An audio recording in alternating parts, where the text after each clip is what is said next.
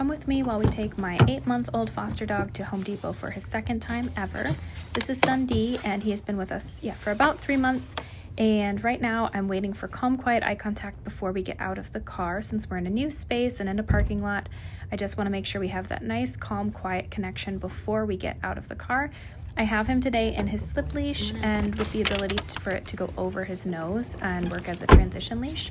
But I think we'll probably just need a slip leash today. He also has his martingale collar on and of course a little coat because it is below freezing outside. So to get in the building, I'm gonna do my little power loop through my my index finger and my thumb.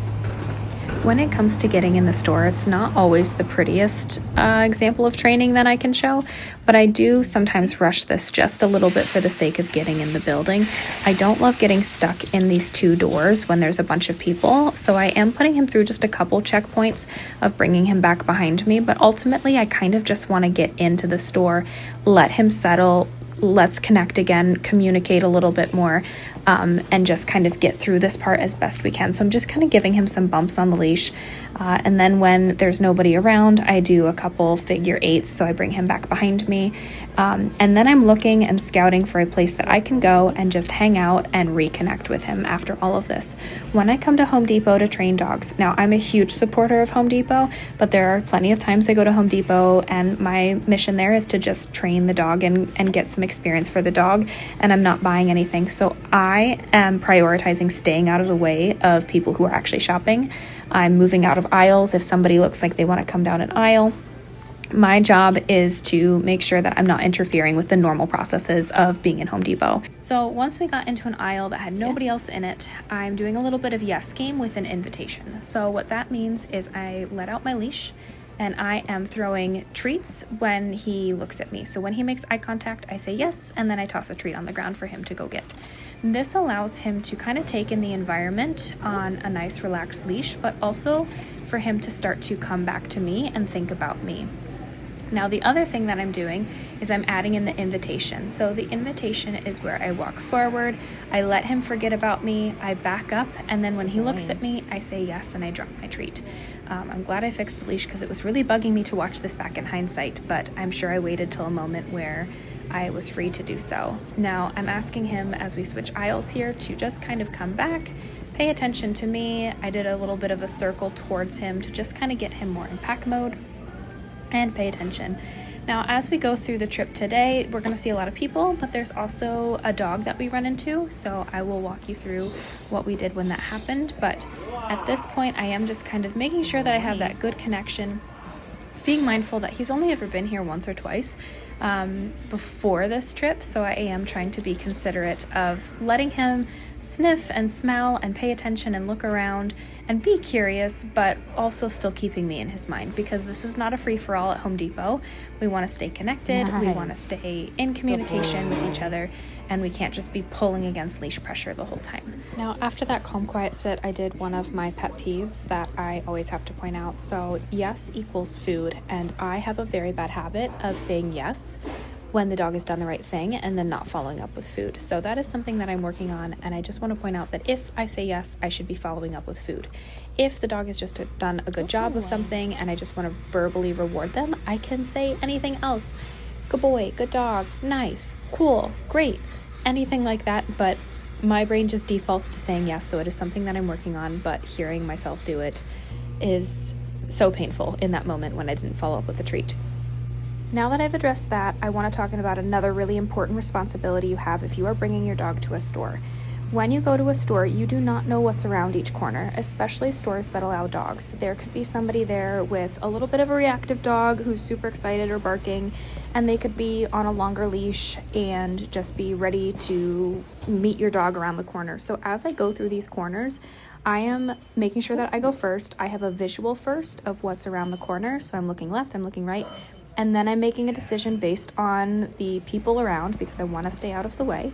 I'm making a decision on which way is best for our dog or for the dog that I have with me that day to go. Usually it's out of the way of people, depending on exactly what's happening. So I'm looking both ways, then I am making the decision to go to the right. Taking my dog with me, making sure that I'm leading him through all of these different corners. So So as we move over into an aisle in a nice quiet part of the store, I'm just really checking that connection and leash work. I want to make sure that my dog is responsive to my space, but also to my leash. And here's a beautiful example of how I backed up, and immediately he was right on it. He was with me, he was attentive. I want him to just come all the way behind me, and then I'm gonna stop this next time and ask for a calm, quiet sit.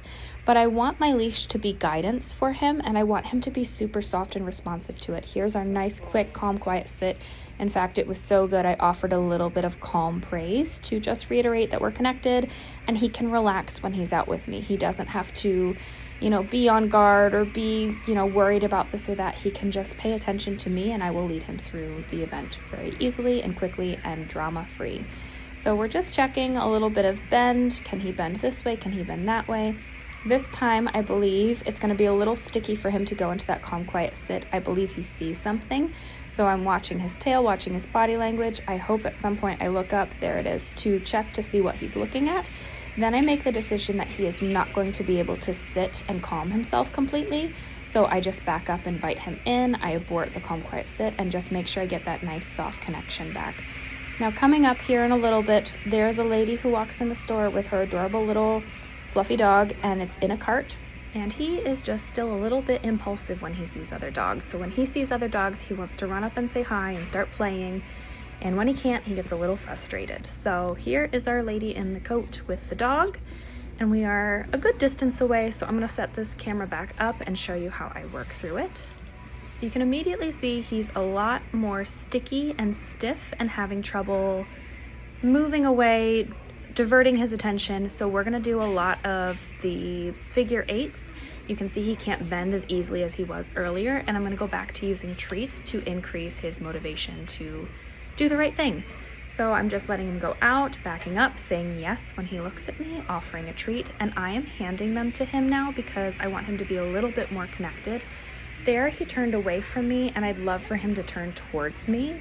So we build a little bit more pack drive rather than guard drive or prey drive. I want him to kind of stick with me and be in tune with me. So he's just pretty excited about it. He's kind of getting that there's something else expected of him here. He's about to turn away from me, so I use my foot to give him something to turn around, something like a pivot point basically to turn towards. Same thing over here. I want him to turn towards me. I use my boot to just kind of give him a way to have a pivot point and a center of the circle. I'm gonna ask for more calm, quiet sits. I'm not treating these calm, quiet sits. I'm just letting that relaxation be the reward. Here he's about to turn away from me again, but I help him turn towards me and offer a little bit of reward with just my energy level. So I took a few quicker steps back to encourage him to stay with me. And hey, I'm exciting too. I can be really fun if you just stay with me and don't decide to run off and play with this other dog. Now I'm gonna do some scoop ups. This is where I walk towards a thing, walk in front of him, and take him with me, where he's moving mostly off of my space and not really even off of the leash too much. He got a little stuck there, so I helped him move through this. But this should look a little bit different than those first turns where he was nice and loose and responsive and moving off of my space. The other thing that I don't want to do with dogs who tend to be a little bit more reactive or just more impulse driven is I don't want to put them in a situation where they're barking and lunging. If I've done that, I've failed the dog, because this is the kind of level of distraction I like to work off of, where the dog can be challenged, but they're still successful. They're still able to come back and connect with me.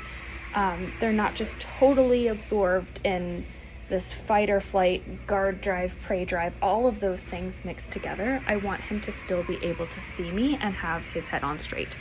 So I'm asking for another calm, quiet sit with a little bit of physical touch, keeping, again, my head on a swivel. I want to be paying attention to where that dog is, because if I need to move, I need to move. In just a second here, somebody's going to ask me, I think the question is how long he's been in training for.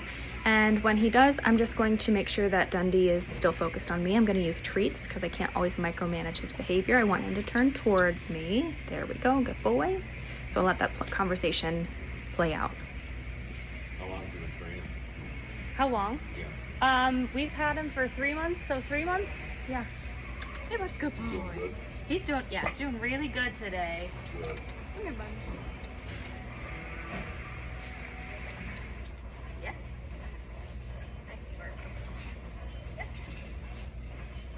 So he was super polite in how he asked. Dundee was really responsive. I usually will default to treats if I am able to just kind of be able to talk to people and have a polite conversation, and then show them that I'm kind of busy and I'm working with my dog. But I don't want to be rude. Again, this is not a dog training facility. This is Home Depot. So I need to prioritize and make sure that I'm not interrupting or making their experience unpleasant because I'm training dogs. So I try to be really polite. At this point, I think I might have lost visual on our dog in the cart. So I'm just kind of being mindful of making sure that I'm in control, although she's probably scooting past us right now, if I remember correctly. So I'm just gonna oh no, I've lost visual. So I think this is where I just kind of keep him in this aisle, and I'm prepared to walk away if I need to. So I'm kind of close to the camera in case I need to grab it. And I'm just going back and forth, keeping him nice and relaxed and loose as best I can. And at this point, it's clear that she is coming closer to us, but not interested in coming down this aisle. And I want to stay out of the way, but I want to keep him connected. So I'm going back to treats since we're closing the distance between that dog and where we're at. So I'm increasing the distance. I'm also going back to the yes game and invitation. So I back up and say yes when he looks at me. I'm going forward and then backing up, making sure we still have a really clear line of communication. After she turns and goes down the other aisle, I immediately grab my phone and we come out here. There she is in her red coat. We're not going to stalk her or follow her around the store. That's not what we're here for, but I am going to go down the aisle which she was just in, because that aisle has a little bit of a scent to it left from the dog, and I want him to kind of go in and smell and be curious about this other dog without being an inspector or playing security detail. So we're just going to go through. We're going to pop in a different aisle that's adjacent to where this dog was. We're going to make sure we have some space and maybe even do a little bit of a bonding activity before we leave. So I like to use these little ladders, the first 1 or 2 steps of them. I get the dogs up, get them kind of interested in putting their feet on top of things. And this is a great exercise for dogs who are a little bit worried about the scale at the vets, is getting them on top of things, getting them used to putting their feet on different textures. And with that, we're gonna end on a good note and we're gonna head back out to the car.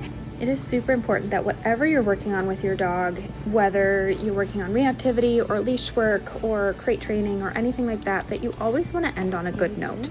Unless you're frustrated. If you're frustrated, put your dog away. But as long as you're still in a good mindset, we want to end when we're connected and we're engaged with each other and we're both collaborating. So that's exactly what that exercise was with the ladder. It's like, I know you went through some stuff over there, but let's reconnect. Let's have some fun. Can you try putting your feet up in here? And he said, absolutely, I can try that. So now we're headed out of the store and we're kind of just trying to get out while everything is still good. I don't want to run into any other dogs. So we're kind of just leaving as connected as we can, knowing that we're still trying to stay out of everybody's way. So thank you so much for watching. If you have watched this far, and if you have any comments or questions about your dog, please pop them in the comments and I will respond personally. And don't forget to hit the like and subscribe button if you want to see some more dog training content like this. As of now, in February 2026, Dundee is still up for adoption and looking for his forever home. So if you're interested in him, all of those links are also still in the description. Okay guys, thanks so much for watching and happy training. Nice work.